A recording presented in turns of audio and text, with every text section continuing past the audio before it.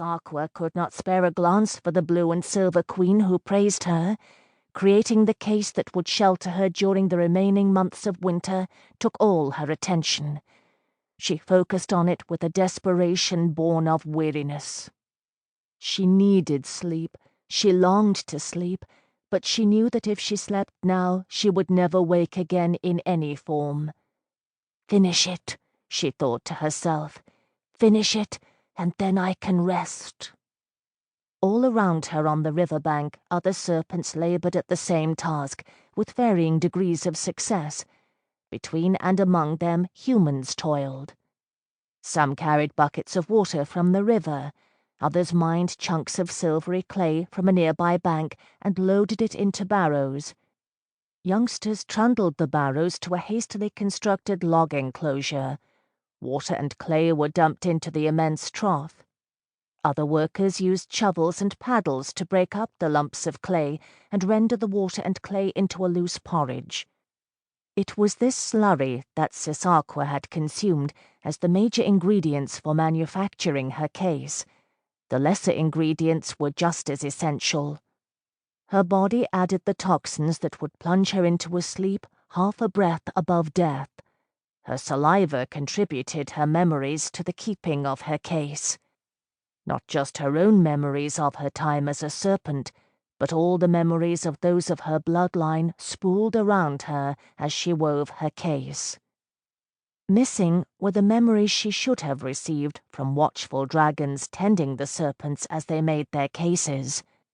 She had enough memories to recall that there should have been at least a score of dragons present, encouraging them, chewing the memory sand and clay, and contributing their own regurgitated saliva and history to the process. But there weren't, and she was too tired to wonder how that lack might affect her. A great weariness washed over her as she reached the neck of her case. It had to be constructed in a way that would eventually allow her to draw her head in and then seal it behind her. It came to her slowly that in previous generations, the dragons that had tended the serpents had sometimes helped them seal their cases.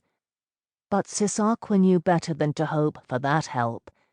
Only 129 serpents had massed at the mouth of the Serpent River to begin the desperate upriver migration to the traditional cocooning grounds. Malkin, their leader, had been gravely concerned that so few of them were female, less than a third. In any cocooning year, there should have been hundreds of serpents, and at least as many females as males.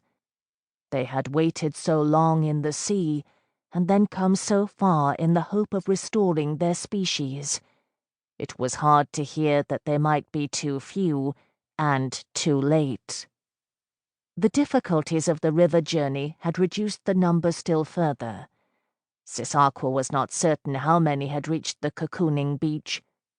About 90, she thought, but the graver news was that fewer than 20 of the survivors were female, and all around her, exhausted serpents continued to die.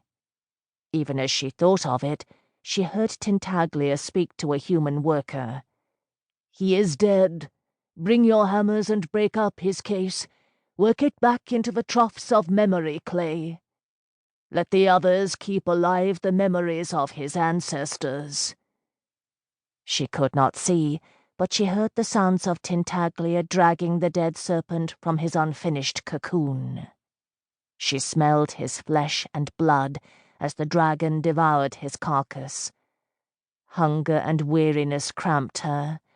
She wished she could share Tintaglia's meal, but knew that it was too late for eating now. The clay was in her gut and must be processed. And Tintaglia needed the food.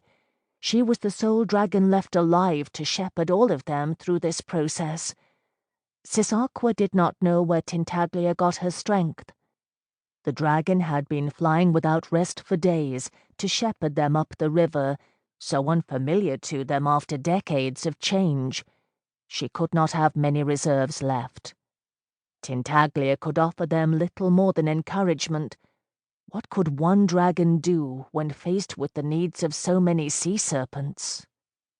Like the gossamer recollection of a dream,